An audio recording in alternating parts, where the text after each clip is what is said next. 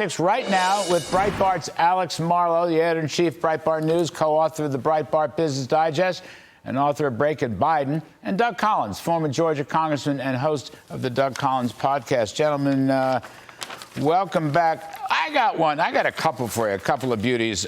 This is maybe too easy, Alex, but the first one is, once again, Joe Biden is coming in and insisting on expanding the student loan cancellations. There's yet another story that they're pitching. I don't know, I probably read it on Breitbart News. The Supreme Court said, no, you can't. Biden says, yes, I can. And with impunity, he keeps raising it and adding to the student loan cancellations.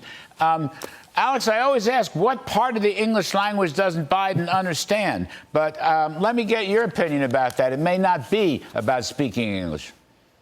No, it's not. This is about buying votes, and he's trying to buy the votes of overeducated liberals who took on too many student loans and aren't making a lot of money.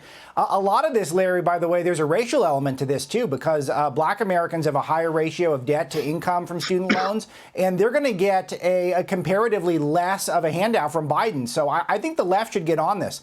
But this is a great day if you love inflation. It's a great day if you're selling cars or you're a landlord. And all of these people are going to get more money because of Biden's handouts. And, of course, all of it's inflationary. But doesn't, just quickly, I'll go to you, Doug. All these people are going to get more money. That is true. But far more people are not going to get any money. I mean, the last I looked, the ratio was about 70% not, 30% will, more or less, okay? So that 70% is going to be teed off at the 30% and at Biden. Or am I wrong?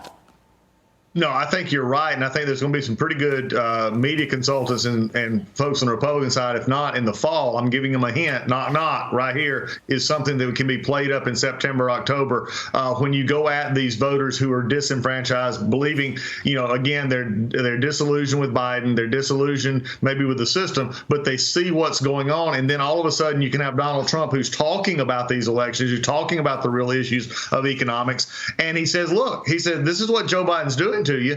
You're maybe not seeing it, but I'm going to tell you the truth. This is what he's doing. He's taking from you and giving to them. And I think that is exactly the message that people are going to resonate to, because they're tired of seeing a government that stokes the very issue, inflation, by putting money into a system and then claiming that they're either trying to fix it or it wasn't their fault. That's just hogwash. All right.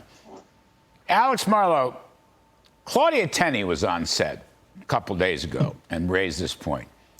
There's a presidential Biden executive order coming that basically says to all federal bureaucrats, go on out there and work in the election. You can help for the direct mail. You can help for the harvesting. You can undertake any political tasks you want. An executive order throughout the federal bureaucracy. Alex, we've never had that before. And it violates all the canons of the Hatch Act and so forth. But that's where they're going. Yeah, that is what they're doing. And they've been doing this the entirety of Biden's administration. I did write about this a bit in my book, Breaking Biden, which you've been kind enough to plug, Larry. So thank you for that. They're also using this not just a get out the vote effort. They're trying to enshrine DEI. All of this is a hedge against the prospect of Trump winning, because they know, the left knows right now Trump's way ahead and he's the favorite here. And they want to make sure, Joe Biden in particular, he's got a legacy and he's got a chance to preserve it. And look through every one of these moves, every executive order between now and Election Day. Look at it with that lens, and it makes a lot more sense. Yeah, I mean, Doug, they can say whatever they want, Republicans foiling democracy, but it is Democrat. I mean, as Alex said, they're enshrining DEI in the federal bureaucracy. They're doing everything they can to protect the tenured bureaucrats because they know Mr. Trump's going to come in and look for major reforms about this federal bureaucracy, which is always there forever and is quite liberal, unfortunately. The other thing is they're developing this climate corps. You familiar with this, Doug? The climate corps, $8 billion for 50,000 people, right? And what do you think that's going to? These are young people, by the way, that get paid plenty of benefits by the federal government, including, you guessed it, student loan cancellations, and they'll go out and harvest their little tushies off. That is what they are going to do if such a thing ever came to pass.